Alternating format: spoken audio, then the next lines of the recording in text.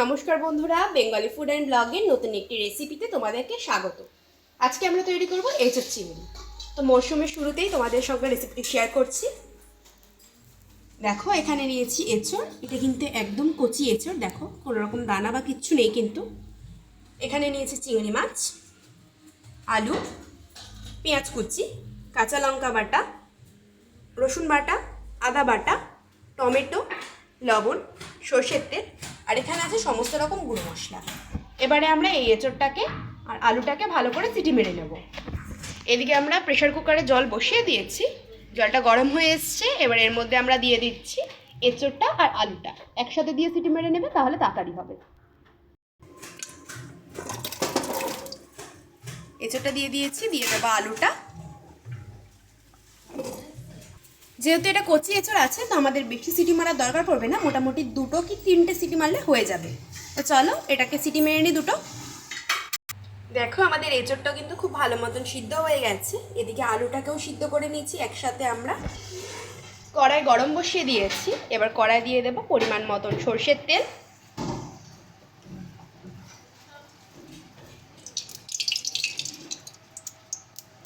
তেলটা ভালো মতন করে গরম হোক। দেখো, তেলটা ভালো মতন গরম হয়ে গেছে। এর মধ্যে আমরা দিয়ে দেবো চিংড়ি মাছটা।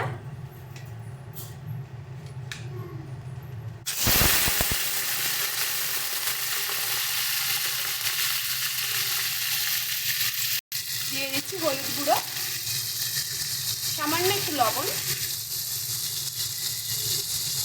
দিয়ে ভালো করে মাছটাকে আমরা ভেজে নেব। তোমরা চাইলে লবণ হলুদটা কিন্তু আগেও মাছের গায়ে মাখিয়ে নিতে পারো।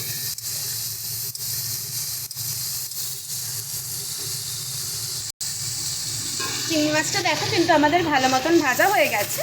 এবারে আমরা মাছটাকে তুলে নেব।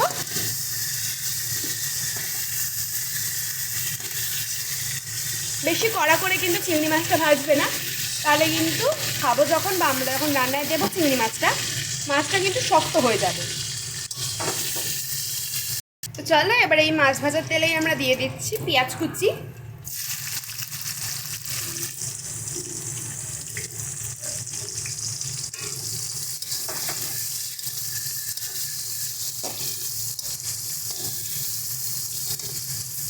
পেঁয়াজটা হালকা একটু ভেজে নিয়ে তারপরে দেবো বাটা মশলাগুলো।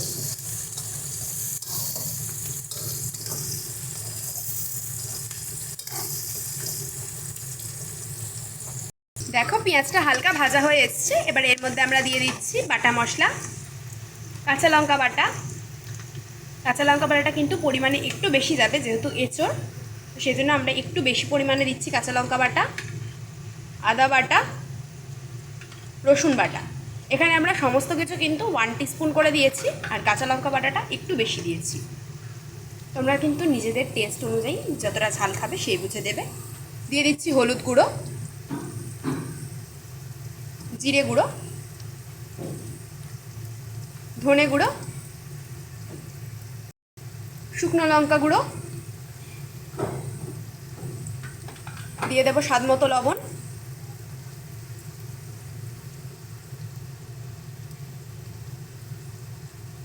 সমস্ত কিছু দিয়ে ভালো করে কিন্তু মশলাটাকে আমরা কষিয়ে নেব।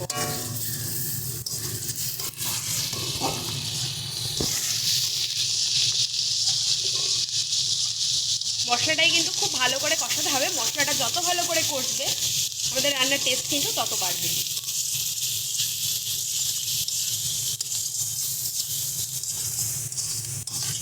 মশলাটা কষাতে কষাতে কিন্তু একটা টাইম পর দেখবে মশলার গা থেকে তেল ছাড়া শুরু করবে, তখনই বুঝবে যে আমাদের মশলাটা খুব ভালো করে কষানো হয়ে গেছে। চলো এটাই কিন্তু কনস্ট্যান্টলি এরকমভাবে হালকা হালকা করে নাড়িয়ে নাড়িয়ে আমরা মশলাটাকে কষিয়ে নেব, নাহলে এটা লেগে যেতে পারে নিচে। দেখো, মশলাটা কষাতে কষাতে কিন্তু হালকা হালকা তেল ছাড়ছে। এই টাইমে আমরা দিয়ে দেবো আগে থেকে কেটে রাখা টমেটোটা।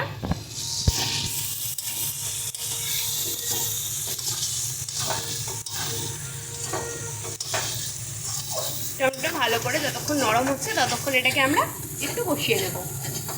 দেখো, টমেটোটা ভালো মতো নরম হয়ে গেছে। দিয়ে দিচ্ছি এঁচোড়টা। এঁচোড়টা দিয়ে ভালো করে কিন্তু মশলার সঙ্গে আমরা মিশিয়ে নেব এটাকে।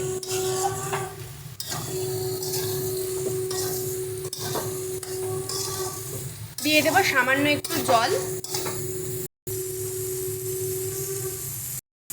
খুব সামান্য কিন্তু জল দিয়েছি। এখন কিন্তু পুরো পরিমাণে যতটা জল লাগবে সেটা আমরা দেবো না, সামান্য একটু জল দিয়ে যাতে মেশাতে সুবিধা হয় সেই জন্য জলটা দেওয়া।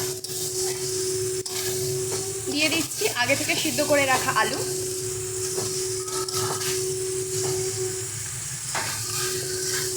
ভালো করে আলু, এঁচড় আর মশলাগুলো মিশিয়ে নেব। দেখো কি সুন্দর মাখা মাখা হয়েছে, দেখতেও কি সুন্দর লাগছে। ভালো করে মিশিয়ে নিয়ে আমরা এর মধ্যে দিয়ে দেব চিংড়ি মাছটা দিয়ে দেব।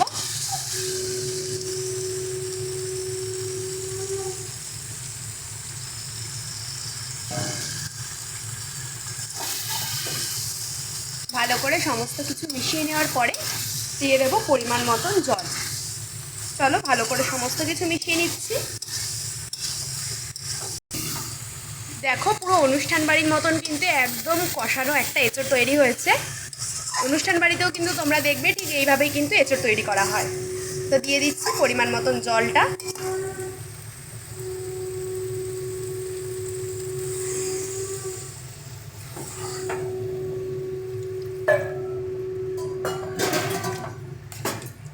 পরিমাণ মতন জল দিয়ে এটাকে খুব ভালো করে মিশিয়ে নেব।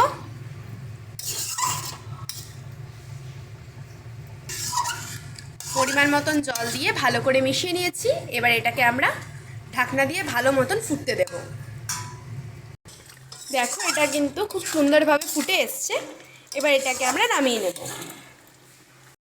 দেখো তৈরি হয়ে গেছে আমাদের গরম গরম এঁচড় চিংড়ি। একদম কি সুন্দর, দেখো পুরো অনুষ্ঠান বাড়ির মতন তৈরি হয়ে গেছে। তোমরা যদি অনুষ্ঠান বাড়ির মতন বানাতে চাও অবশ্যই কিন্তু রেসিপিটি ফলো করো। ভিডিওটি ভালো লেগে থাকলে একটু লাইক, কমেন্ট এবং শেয়ার করে দেবে। আর চ্যানেলে যদি নতুন হয়ে থাকো চ্যানেলটা সাবস্ক্রাইব করে দিয়ে পাশে থাকা বেল আইকনে ক্লিক করে দিও। ধন্যবাদ সকলকে।